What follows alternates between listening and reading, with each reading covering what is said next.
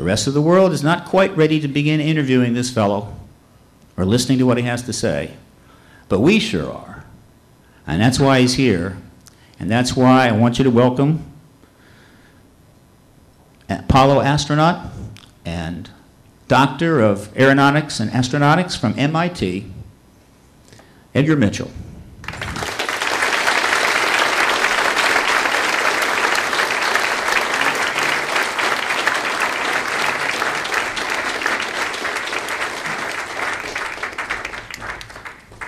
Thank you, Steve.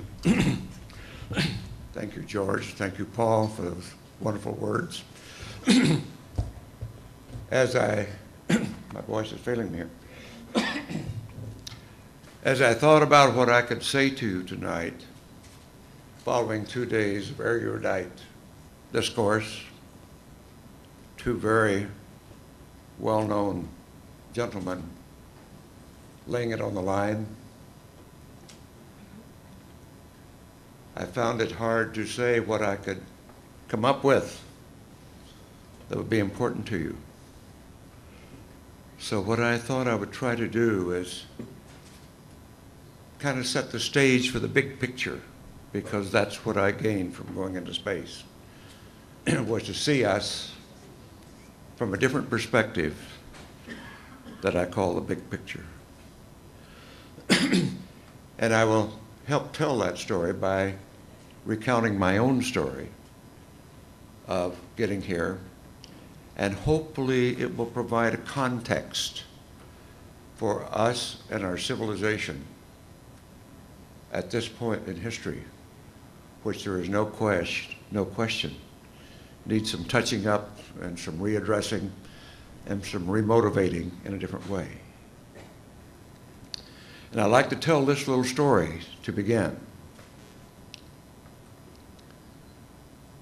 My great-grandparents went across from South Georgia to West Texas at the end of our Civil War in the 1870s here in the United States to start a new life. Covered wagon pulled by horses, a few head of cattle perhaps. Railroads weren't complete across the South and the West yet. Automobiles hadn't been invented. Electric lights hadn't been invented. My father and my cousin, who's sitting at another table here, her father, were born just at the time the Wright brothers flew the first flight, and I went to the moon. So from covered wagons going to the moon in less than 100 years, that is what has happened in our time. And I'm now 77 years old, almost 78. And just a little more than a normal lifetime. But that accomplishment, from covered wagons to going to the moon in 100 years, whereas our predecessors, our ancestors, for thousands of years, on foot, horseback, camelback, goatback, whatever, traveled in that fashion. And only in recorded history did the Phoenicians begin to explore the Mediterranean. And the South Sea Islanders in dugout canoes began to explore the Great Pacific. And in our parents' generation, my parents' generation, and some of you also, began to explore the atmosphere. And in our generation and our time, go outside the atmosphere altogether. So what other great developments have happened in this time that changed the very basis of the civilization that we're now in?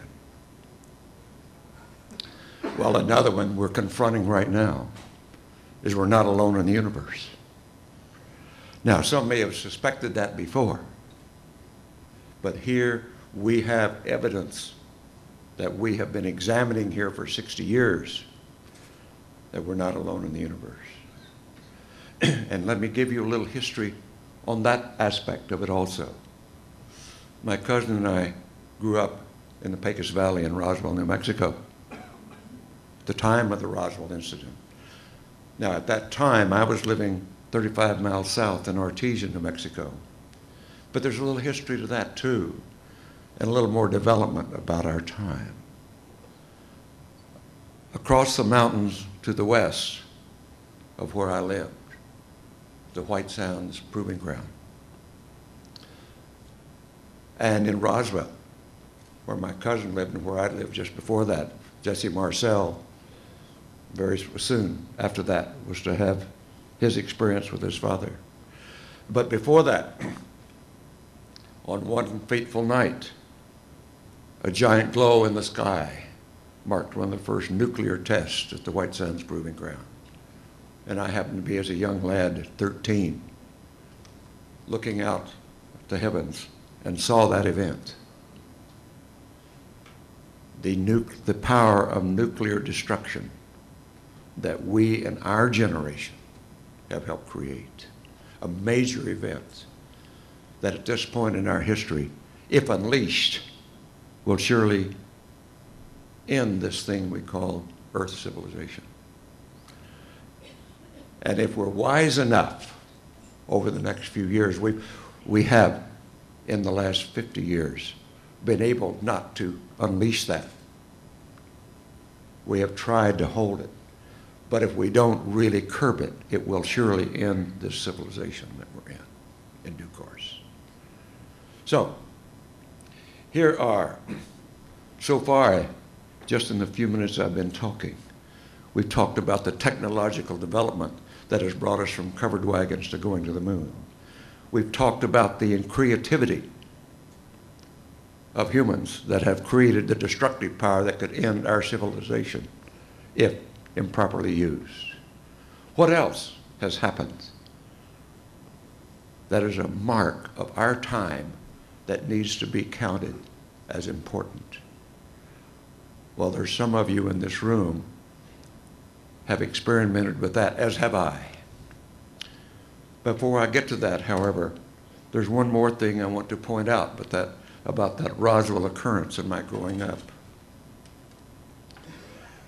When I was a lad going off to elementary school and then to middle school, what they call it now, middle school, it so happened that walking down the road to my school, which was a country school, I walked past the farmhouse of one of the early space pioneers, Robert Goddard, who, after he had been asked or suggested that he leave Massachusetts because his rocket tests were kind of a threat to that community, he moved out to Roswell, New Mexico, and was living there and was a neighbor during those early days. Never met Robert Goddard, but he passed away before I met him. But after I came back from space, I did meet his widow and was awarded a plaque in her name and his name for my efforts in the space program. But these are germane points on my path of coming to where we are tonight. And there's one more major incident in my life, and some of you here tonight, particularly John Alexander, has been aware of. And that is the discoveries, which have been around for thousands and thousands of years, but in modern science, we did not recognize it. The fact that with our mind and our belief and our creative capability, we directly influence external physical reality. A discovery that science is only now starting to encompass. But some of us, and that is my noetic heritage here, have come to realize the very power of mental functioning and intentionality in particular in helping create the reality that we experience out here. And all of that leads us to this point in time where we are the first spacefaring civilization of our time. And we have been visited by other spacefaring civilizations. And so these events of the last 100 years have given us the opportunity to solve our enormous problems, but our inability to use them with integrity and creative intelligence in the right way has threatened the very existence of our species and all species on planet Earth. And so, the greatest issue that we face right now, of which encompasses all of these things I have just mentioned, is the very fact that this civilization is not on a sustainable path because of its growth in population, because of its greed in economic matters, because of its propensity to use violence to resolve problems, the destruction of our environment that we depend upon for life and all species depend upon for life. Those are the issues that face us at this point. And at one of my first major appearances after coming back from the moon and leaving NASA was a talk at International Rotary Convention in Lausanne, Switzerland in 1973, in which I discussed at that point the prognosis for peak oil and that we're dealing with a limited resource. And here we are, almost 40 years later, faced with that very issue, and must find alternative energy sources if we're going to continue, but hopefully learn to use those resources in a more conservative and a fashion with more integrity than we have at this point. So my main passion these days, what I'm all about, is frontier science, and particularly those aspects of science that can help move our knowledge base toward the understanding of our place in the cosmos. And of course, some of the pictures that we have seen today, and many of you may have seen before, from the Hubble telescope, of the majesty and the magnificence and the utter beauty and expansiveness of this universe that we live in, takes your breath away. And of course, that was almost what we could see just by going into space with our naked eye. Because when you go into space, and I will share this with you, when you go into space and the absence of the atmosphere, that out, much of what we can see in space, that the stars are 10 times as bright and 10 times more numerous because of the lack of atmosphere. And we're in coming home on our flight particular, but I think all the flights did the same thing. What we call the barbecue mode was perpendicular to the ecliptic and rotating to keep thermal balance on the spacecraft from the sun, which allowed the Earth, the moon, the sun, and a 360-degree panorama of the heavens to appear in the spacecraft windows every 2 minutes. Wow. And it's not quite as magnificent as you can see with the Hubble pictures, but it's damn close. And it blows you away. And it makes you fall in love with the universe all over again, the magnificence of that. And that was the founding idea. That was the founding inspiration for the Institute of Noetic Sciences, because I realized that every generation for centuries, maybe thousands of years, and looking at the heavens, as was pointed out tonight, asked these deep questions.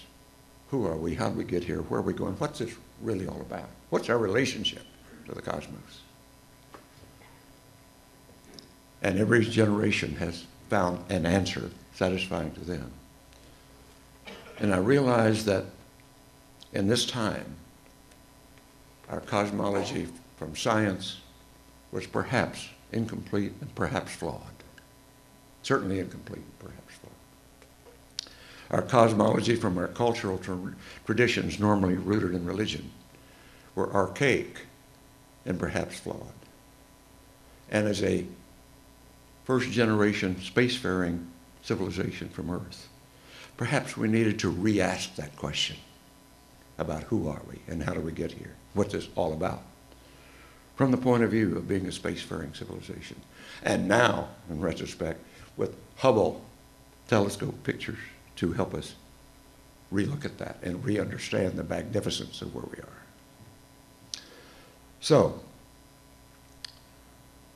my life since that time, that transcendent experience of falling in love with the universe all over again, and later learning, because of that experience, of seeing Earth from space and experiencing oneness with all it is because of that.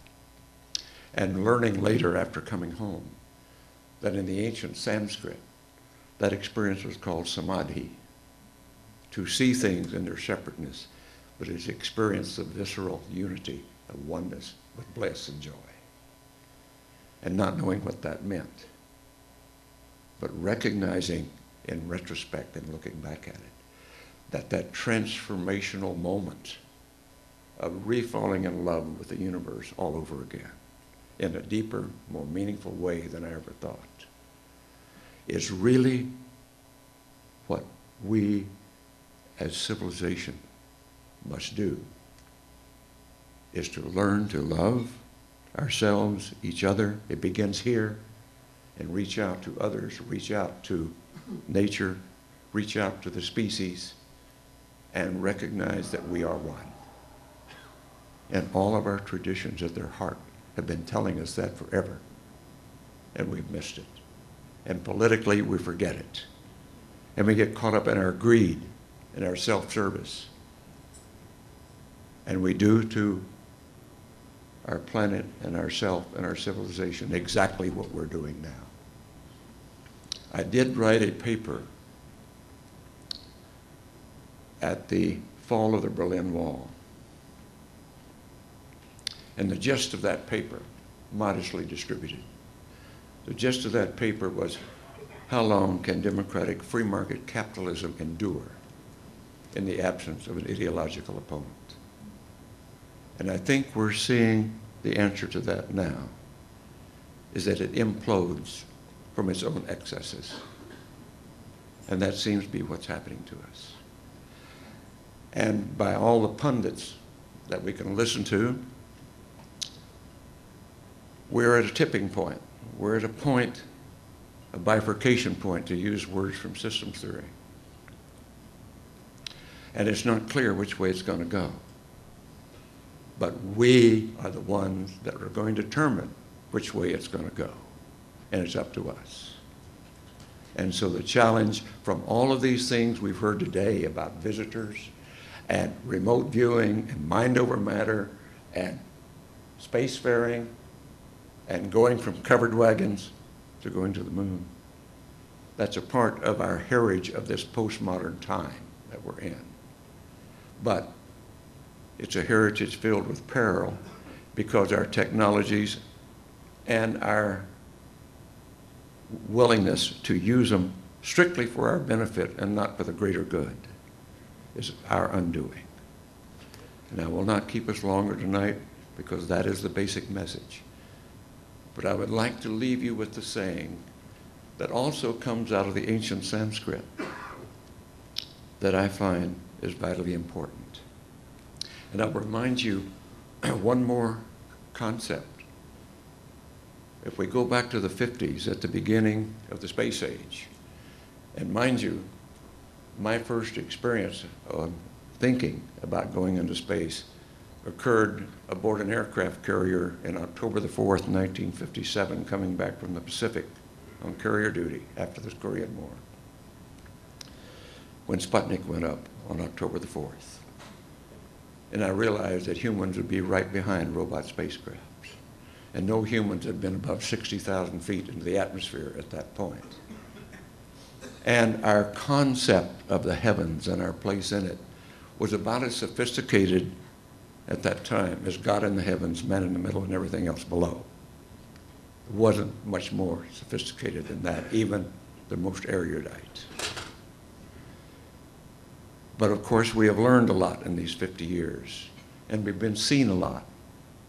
And as again, the Hubble pictures have shown us the magnificence and the majesty of the universe that we're in. But coming out of the ancient Sanskrit that I learned to revere and appreciate much more after having some scholars point it out to me.